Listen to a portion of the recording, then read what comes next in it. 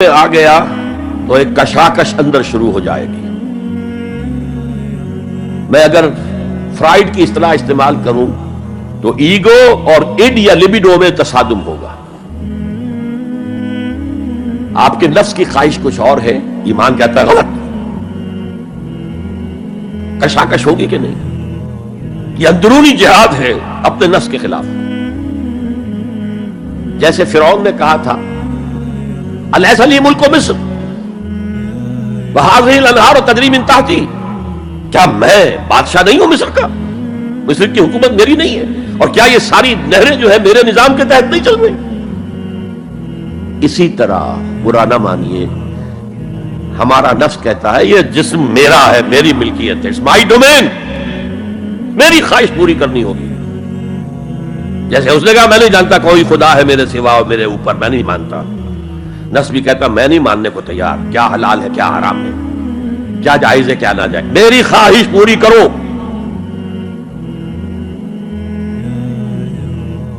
اس کے خلاف جہاد، یہ پہلی منزل کا جہاد ہے. اور آپ کو معلوم ہے 3 منزلہ عمارت ہے، تو بلند ترین تو ہے تیسری منزل، اہم ترین ہے پہلی منزل. پہلی منزل بنے گی تو دوسری بنے گی، دوسری ہوگی تو تیسری بنے گی نا. پہلی منزل یہ ہے اور اہم ترین یہ ہے. اسی لیے مولانا روم نے کہا نفس ماں ہم کم طرز فرعون نیست، میرا نفس بھی فرعون سے کم نہیں ہے، لیکن ایراون نیست، اس کے پاس لاؤ لشکر تھا، اس نے زبان سے بھی کہہ دیا تھا انا ربکم الاعلی، میں ہوں خدا. میرا نفس بیچارہ اس کے پاس کوئی لاؤ لشکر نہیں، زبان سے تو یہ کچھ نہیں کہتا، اندر یہی کہتا میں بادشاہ ہوں اس وجود کا، میری مرضی پوری.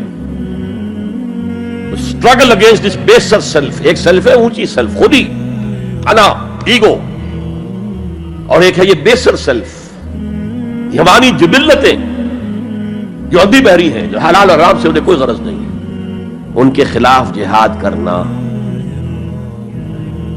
آپ نے فرمایا صلی اللہ علیہ وسلم المجاہد من جاہد نفسہ، اصل مجاہد وہ ہے جو اپنے نفس کے خلاف جہاد کر سکے.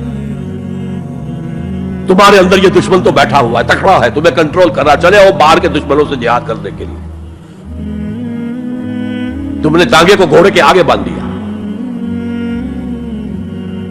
اور ایک دفعہ حضور سے پوچھا گیا ایو الجہاد افضل یا رسول اللہ، اے اللہ کے رسول سب سے افضل جہاد کون سا ہے؟ فرمایا ان تجاہد نفسک فی طاعت اللہ، اپنے نفس کے خلاف جہاد کرو، اسے اللہ کا مطیع کرو. یہ جو اندر کی کشمکش ہے، کشاکش ہے، یہ جہاد فی سبیل اللہ کا نقطہ آغاز، اللہ کا مطیع بنانا ہے نفس کو.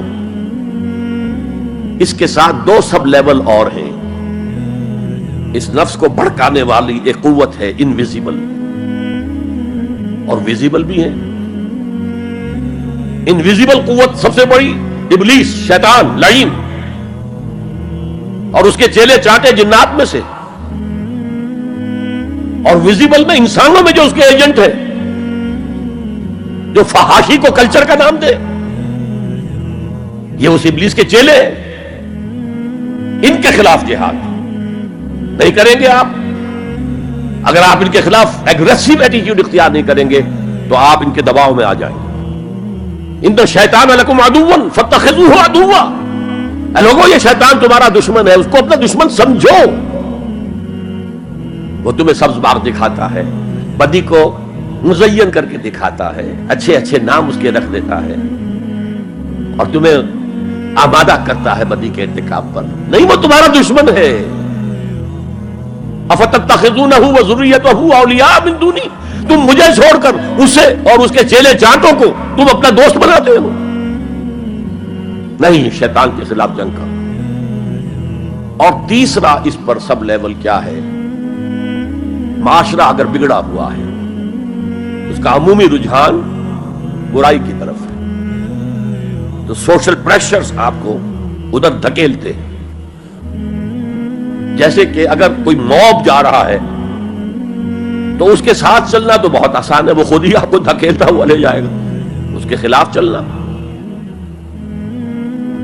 بہت مشکل کام. ہو سکتا ہے آپ بڑی زور لگا کے 4 قدم آگے بڑھیں، پھر کو ریلا آئے 10 قدم پیچھے لے جائے. تب 2 ہی راستے ہیں، زمانہ بات سازت تو بعد زمانہ بے ساز، یا تو پیسو معاملہ ہے، زمانہ تمہارے ساتھ سازگاری نہیں کرتا، چھوڑو تم زمانے کے ساتھ سازگاری اختیار کر لو، چلو تم ادھر کو ہوا ہو جدھر کی. ایک یہ ہے کہ نہیں